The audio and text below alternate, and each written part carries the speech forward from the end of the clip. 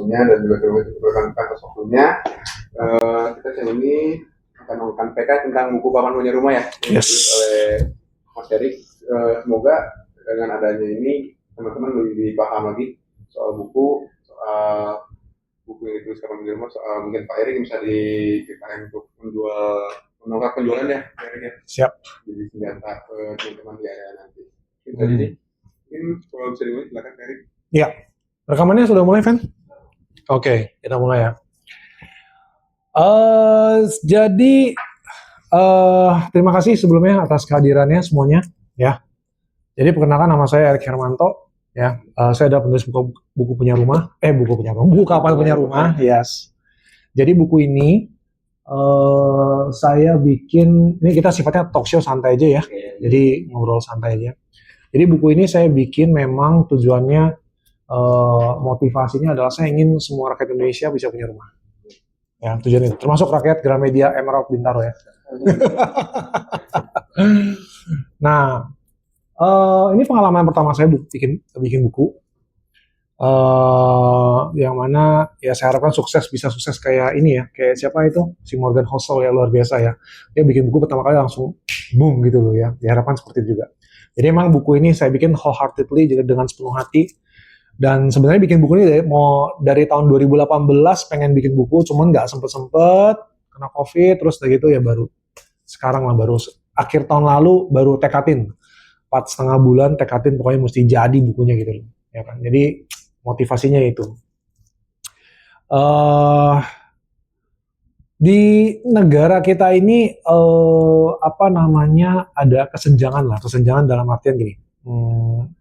Jadi kalau dari pemerintah itu mereka selalu menyediakan dari sisi infrastrukturnya ya. Jadi banknya seperti apa, terus kemudian bunga subsidinya, land banknya, kerjasama dengan developernya, lahannya, terus sekarang udah muncul isu lagi rumah subsidi dikecilin jadi 18 meter persegi. Udah pada tahu loh. Ya, awalnya 21 mau dikecilin dari 14 atau 18 gitu loh, ya kan. Ya karena memang bahan bangunan semakin mahal dan sebagainya lah, ya kan. Nah, jadi mereka itu selalu ngebahas dari sisi hardware-nya. Nah, tapi nggak ada yang membahas dari sisi software. Software-nya siapa? Kita ini, manusianya, SDM-nya. Nggak ada yang menggarap, nggak ada yang mengedukasi dari si manusianya gitu loh. SDM-nya itu nggak pernah digarap. Jadi yang digarap selalu dari sisi regulasi, land bank yang tadi saya sebutkan tadi gitu, ya kan. Jadi ini ada kesenjangan gitu loh. Padahal sebenarnya SDM ini menurut aku penting sekali gitu loh. Ya. Nah, disinilah fungsi buku ini hadir. Kamu belum punya rumah, mau punya rumah? Nih, silakan baca bukunya. Nah, kayak gitu, ya kan. Jadi gampang untuk mensosialisasikannya. Jadi buku ini 99% adalah best practice dari pengalaman hidup saya selama 12 tahun lebih. Ya, jadi saya bukukan. Jadi semuanya berdasarkan pengalaman nih. Dan ini semua isinya daging, bukan kulit ya. Jadi daging semua ini. Jadi kalau dibaca, boleh buka nggak satu? Ini nih, izin. Gimana cara bukanya? Jadi supaya nggak mencederai. Buku ini saya bikin dengan bahasa yang ya anak-anak zaman sekarang lah, Gen Z, Gen milenial gitu loh, ya kan, supaya gampang dicerna gitu loh, ya kan. Terus pakai bahasanya kamu, ya kan. Terus juga banyak ilustrasi. Jadi kita bikin ilustrasi banyak supaya nggak ngebosenin bacanya gitu loh. Nah ini kan seperti ini, ya. Nah ini teman-teman bisa lihat nih, nah kayak gini nih, banyak ilustrasi nih. Nah terus dibikin 2 warna, nah terus dibikin points to remember, ya kan, di akhir babnya, jadi supaya inget. Nah terus kemudian kita bikin 2 warna ini, satu warna hitam sama coklat, karena prinsipnya itu adalah warna coklat itu warna tanah, warna properti. Jadi sejalan nih gitu. Nah, karena waktu itu pengalaman pertama ya, terus kemudian dikenalin sama temen. Nah, ketemulah aku sama Mas Windy, dipertemukan aku sama Mas Windy. Mas Windy dari kepala redaksi Alex, sudah pada kenal semua belum? Belum ya? Mas Alvan tahu kali ya? Aku belum kenal. Belum pernah kenal ya? Oke, jadi Mas Windy itu kepala redaksi LX. Eh, dia salah satunya dia juga yang editor untuk buku yang menerbitkan mempublish buku 7 keajaiban rezekinya Ipo Santosa. Ada yang tahu? Nggak ada yang tahu. Oh my god, itu buku bestseller sepanjang masa itu. Udah 10 tahun tapi bukunya masih penjualannya masih bagus. Terus sama bukunya Nasrullah yang Magnet Rezeki. Nah, itu sama. Itu Alex juga yang nerbitin. Nah, itu kepala redaksinya juga kebetulan si Mas Windy ini. Jadi Mas Windy ini punya kapasitas nggak main-main lah, ya kan. Nah, pada saat saya serahkan naskah ke dia, saya tanya sama dia, Mas, ngomong jujur ya, speak the hard truth, aku bilang. Menurut kamu gimana buku ini? Aku tanya dia gitu. Apa aja boleh, utarakan pendapat kamu sejujur-jujurnya. Nah, terus kemudian dia bilang kayak gini, selama pengalaman saya udah puluhan tahun mengedit buku, ini adalah buku properti terlengkap yang saya pernah baca. Dia katakan seperti itu. Ya, jadi memang terlengkap ya. Jadi ini bukan untuk pembeli rumah pertama doang. Jadi di buku ini juga ada financial education-nya, terus cara-cara membeli rumah pertama, terus juga bagi Anda yang mau naik kelas sampai menjadi seorang investor properti, di sini ada. Jadi buku ini lengkap. Cuma memang judulnya Kapan Punya Rumah, sengaja dikasih tanda tanya supaya memprovokatif sih, tujuannya ke sana. Jadi kayak menyentil lah. Yuk, gimana nih? Jadi manusianya mesti di develop gitu kan. Nah, tapi di sini di atasnya ada judul kecil juga nih. Panduan langkah demi langkah membeli rumah pertama dan investasi properti dengan cash flow properti. Nah, ini trademarknya aku, cash flow properti. Jadi ini yang memang untuk mereka mau naik kelas jadi investor properti dengan metode cash flow properti. Nah, buku ini aku akan jelaskan, buku ini dibagi menjadi 3 bagian ya. Jadi kalau teman-teman lihat nih, ini ada strip-strip warna coklat kan. Nah, strip pertama ini adalah bagian pertama. Strip kedua bagian kedua, strip ketiga tuh bagian ketiga. No, bagian ketiga tuh tebel banget tuh. Karena bagian ketiga itu isinya tentang investor properti. Nah, jadi bagian pertama itu tentang bagaimana memiliki rumah pertama lah. Ya kan? Bagian kedua ibaratnya stagingnya, bridgingnya untuk naik kelas, financial education-nya gimana kamu bisa naik kelas menjadi seorang investor properti, seperti itu. Nah, jadi gampang sekali nih ketika dia buka, oh ini bagian pertama, oke, jadi gampang gitu ya kan. Terus dia ngeliat gitu kan. Nah, di sini juga banyak tabel-tabel gitu. Jadi nggak semua tulisan nggak ngebosenin gitu loh, ya. Ilustrasinya juga banyak. Nah, di sini ada testimoni 3 karyawanku ya yang sudah sukses mereka membeli rumah, ya. Jadi di sini ada testimoni mereka juga. Tapi memang yang sukses memang nggak banyak ya. Jadi emang kita tiap tahun selalu mengadakan training financial education buat karyawan. Walaupun bosnya tukang bikin buku ya kan, sama tukang ngajarin gitu kan. Tapi nggak semua karyawanku bisa beli rumah loh. Jadi so far paling cuma 3 dari out of 30. Jadi cuma 3 dari 30 orang yang bisa beli rumah. Karena mereka mindsetnya mau berubah. Sekarang aku tanya kalian. Bisa nggak kamu nyabung 50% dari gaji kamu? Nggak bisa. Belum bisa. Belum bisa. See, when you say you cannot, maka pintunya udah tutup. Kamu berarti nggak bisa nabung 50%. Mesti dirubah cara bicaranya. Ya. Nah, jadi Ayu juga sama. Jadi salah satu di buku ini ada karyawanku namanya Ayu, ya kan? Pada saat aku training, kamu mesti bisa nabung 50% dari gaji kamu.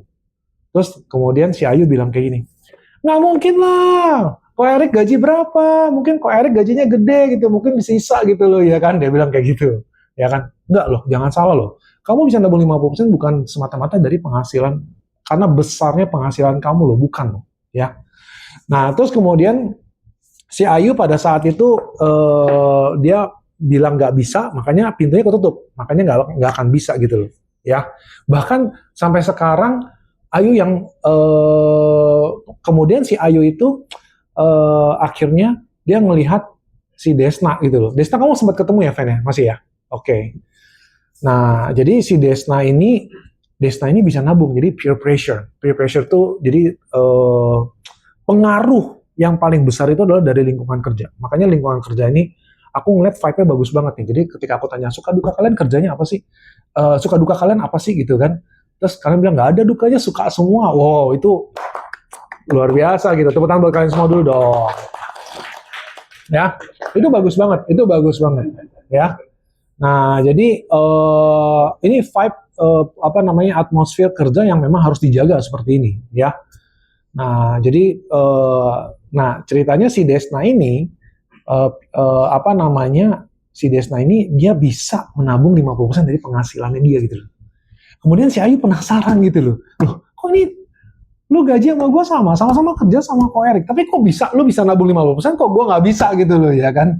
Jadi dia penasaran, gimana nih caranya bisa, gimana caranya bisa nabung 50% nih dari penghasilan gitu kan? Dan dia buktikan, dan dia bisa nabung 50% dari penghasilannya dia gitu. It's all just the matter mindset. Kita punya mindset ini sangat powerful sekali. What you think, what you become. Apa yang kamu pikirkan itu yang akan terjadi. Ya, itu benar banget. Nah, jadi si Ayu ini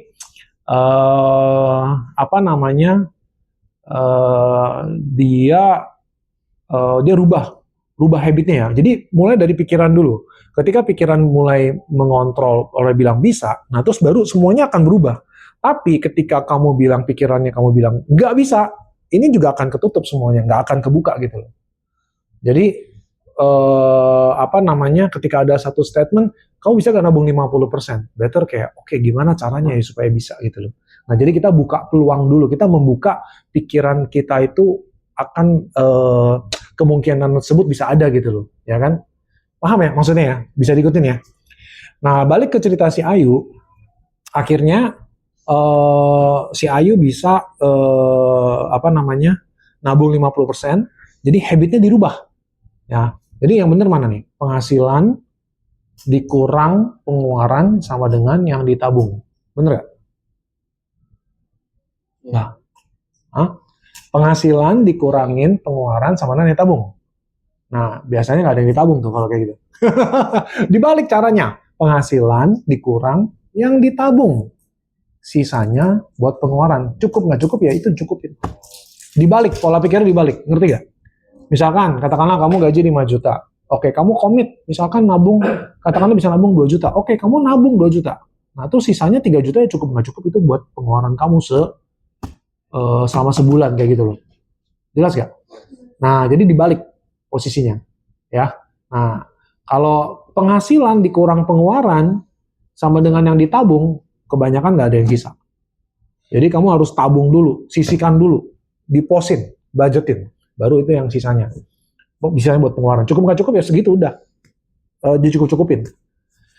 Nah, terus kemudian saya pribadi sampai sekarang, saya dari rumah ke kantor itu selalu bawa bekal sendiri. Bawa bekal sendiri loh, nggak beli di luar. Itu sangat menghemat sekali loh. Ya. Nah, terus kemudian jadi semua dari living cost kita lah, lifestyle kita harus tetap sederhana gitu loh. Ya, ini ada buktinya nih, tanya nih, bener gak bawa bekal aku tiap hari? Tuh, bener tuh bawa bekal ya. Jadi kita harus hidup sederhana, lifestyle-nya kita harus sederhana. Karena once kamu, gaji gue udah naik nih sekarang, saatnya gue beli handphone baru gitu loh, ya kan? Nah itu bukan aset gitu loh, itu adalah sesuatu yang konsumtif lah ya, memang yang nggak diperlukan gitu loh. Nah ini kamu mesti bisa bedain nih antara kebutuhan sama keinginan, ya.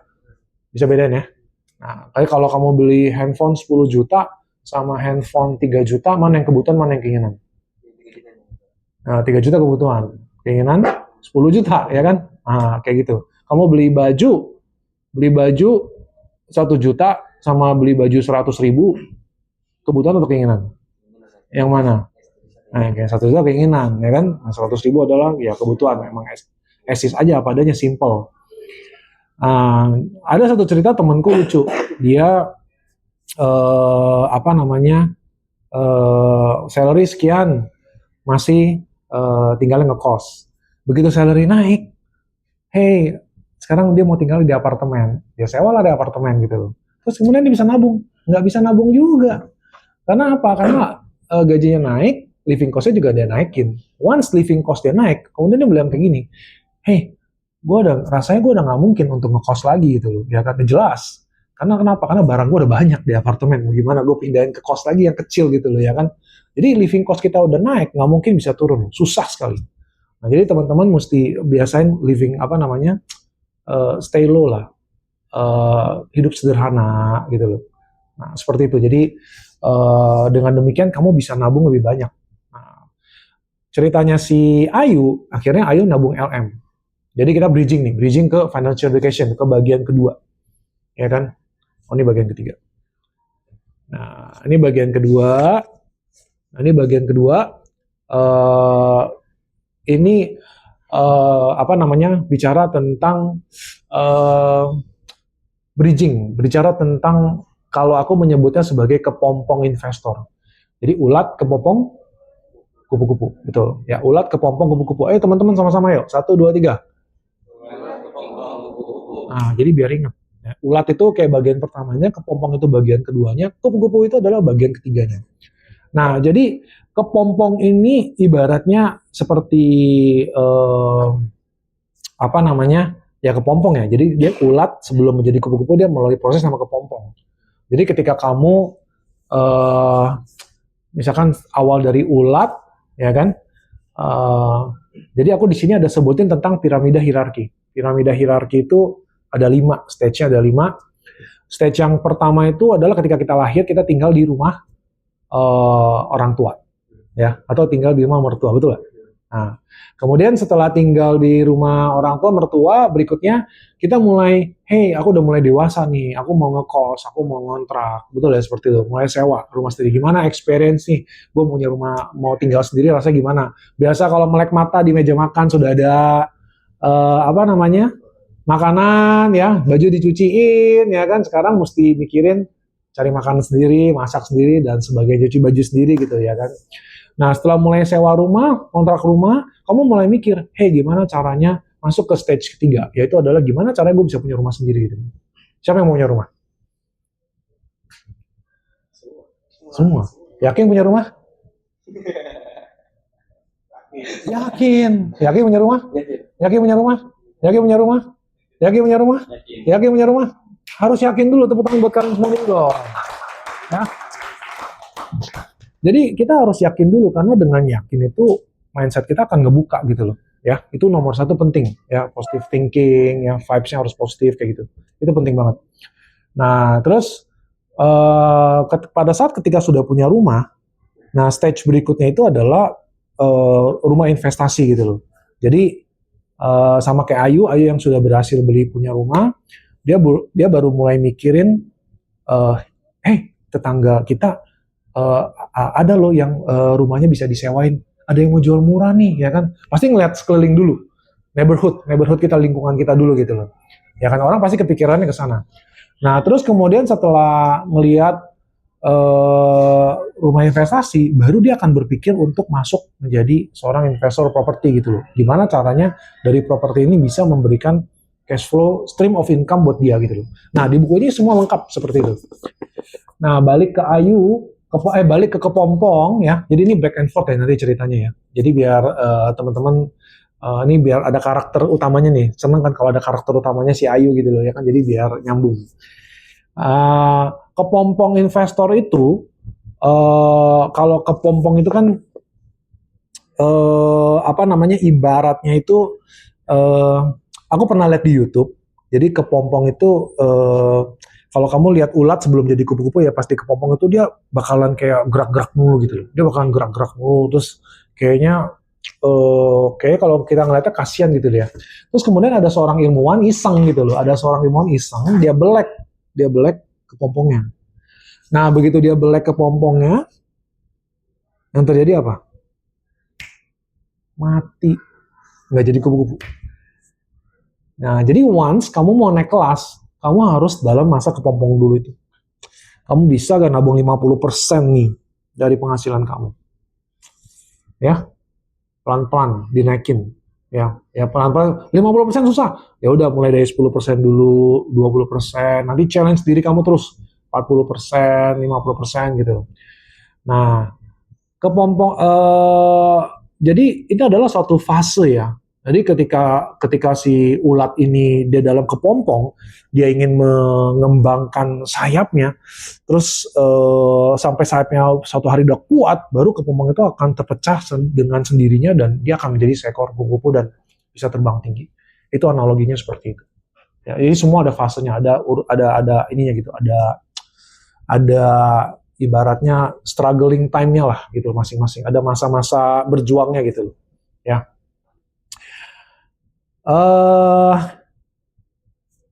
Nah, balik ke Ayu, kita selalu menyarankan ke teman-teman itu ketika kamu punya uang tabungnya di mana? Tabungnya di LM. Salah satunya LM, ya logam mulia.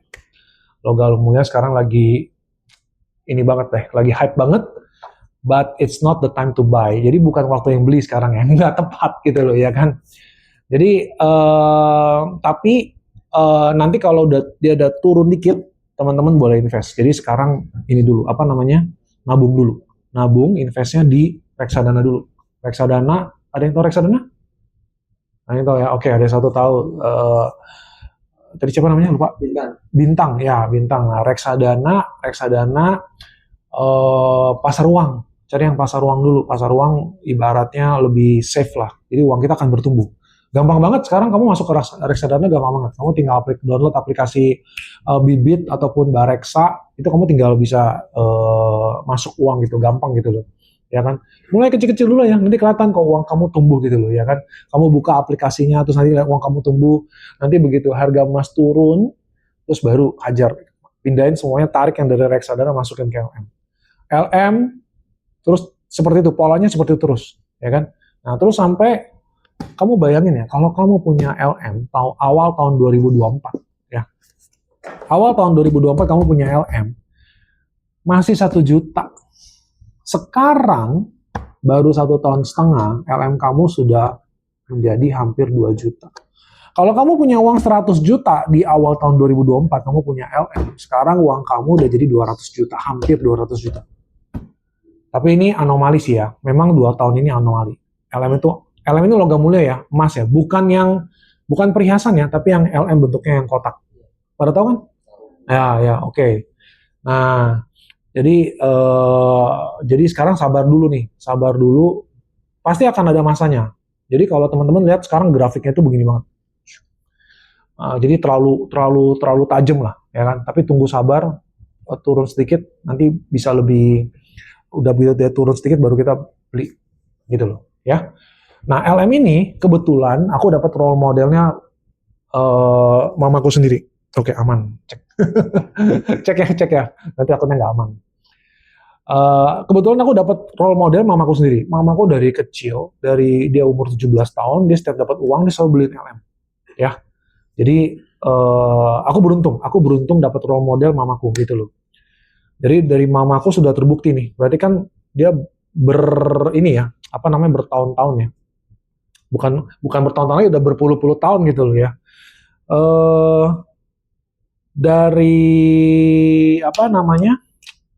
Dari mulai beli rumah pakai LM, ya. Bangun rumah pakai LM. Jadi robohin rumah lamanya, bangun lagi rumahnya, itu pakai LM semuanya. Kita bertiga kuliah. Aku anak sulung, punya 2 adik. Papaku meninggal waktu aku SMA 2. Jadi waktu SMA 2 kita udah kerja keras cari uang gitu. Mamaku, kita bertiga kuliah semua dari LM. Mamaku beli rumah kedua dari LM juga. Kamu bayangkan ya dahsyatnya sedemikian. Kamu bisa, setelah kamu kumpulin uang bertahun-tahun, berpuluh-puluh tahun itu kedahsyatan LM seperti itu. Aku ada bahas juga di buku ini. Ya. Terus Ayu juga melakukan hal yang sama tuh, ya. Jadi Ayu masih simpen di LM terus. Terus aku kenal Ayu dari dia mulai lulus SMA, ceritanya sama kayak Julia ya, lulus SMA, terus kemudian apa namanya dia kuliah ya, kita support dia kuliah ya kan, terus kemudian sampai sampai pacaran sampai menikah gitu ya kan. Nah kebetulan dia dapat suaminya juga bagus. Nah ini penting, penting banget. Jadi kalau cari pasangan jangan cuma karena aku seneng dia, aku sayang dia, nggak, jangan modalnya gitu doang loh ya. Mesti yang sejalan secara keuangan loh ya. Kenapa? Ya, jadi mesti cari yang sejalan secara keuangan juga. Karena repot loh. Kayak kemarin kasus judol lagi rame, itu banyak yang kena. Ya. Oh, pantesan kayaknya nggak asing wajahnya. Iya. Ada dari Kamboja. Ya. Nah, jadi kalau kita secara pasangan bisa sevisi dalam hal keuangan, itu cakep banget. Ya, bahkan ayo aku minta sharing ke teman-teman apa namanya, kita tiap bukberan tiap tahun kita ada bukber bareng, kumpul bareng gitu ya. Ayo aku minta sering sharing lah buat teman-teman gitu loh ya kan. Masih ada yang mencibirnya loh. Jadi masih ada yang nggak percaya. Jadi semuanya balik ke orang itu masing-masing gitu loh. Ya, jadi teman-teman bisa tahu nih, semua balik ke diri kamu sendiri. Faktornya bukan di orang lain. Faktornya di diri kamu sendiri yang bisa menentukan kamu sukses atau tidaknya gitu loh. Ya kan? Aku tuh udah ngajarin 30 karyawanku, aku ngajarinnya sama, tapi yang sukses cuma 3. Ya, salah siapa? Gitu. Jelas nggak?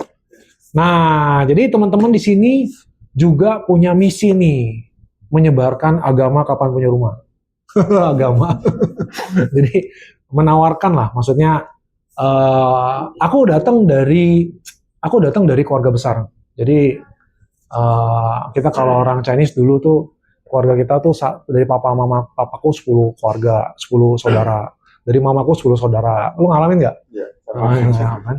Jadi keluarga besar. Karena kalau orang Chinese tuh dulu percaya banyak anak banyak rezeki. Kalau gue sih udah nggak percaya gitu, anda. Banyak anak banyak beban gitu loh ya kan. Murah.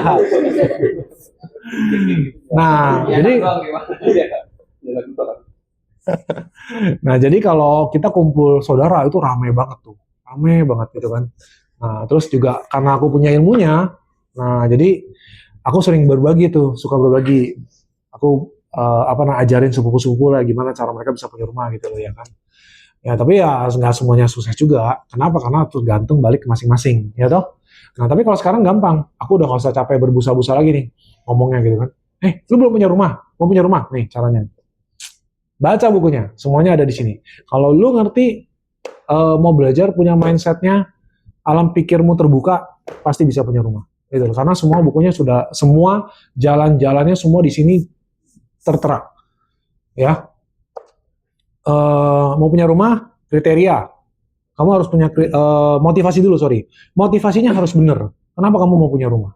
Ya kan? Terus kemudian kriteria. Kriterianya apa? Mau bentuknya apa? Rumah, apartemen, tanah, gitu kan. Nah, kamu tipenya mau yang kayak gimana? Lokasinya mau dekat kantor atau dekat rumah atau dekat saudara, ya terserah. Terus kemudian yang ketiga, budget. Nah, kamu bisa ngitung. Di sini semua ada caranya. Jenis-jenis KPR-nya juga ada, gitu loh. Seperti apa? Cara menghitungnya juga ada semuanya. Lengkap dengan teknis-teknisnya juga. Jadi ini buku sangat lengkap. Makanya seperti yang Mas Windy katakan, si kepala redaksi Alex Media Komputindo ini, buku ini adalah buku properti terlengkap yang pernah dibaca. Ya. Nah, terus kemudian lanjut ke bagian yang terakhir, yaitu adalah tentang investor properti.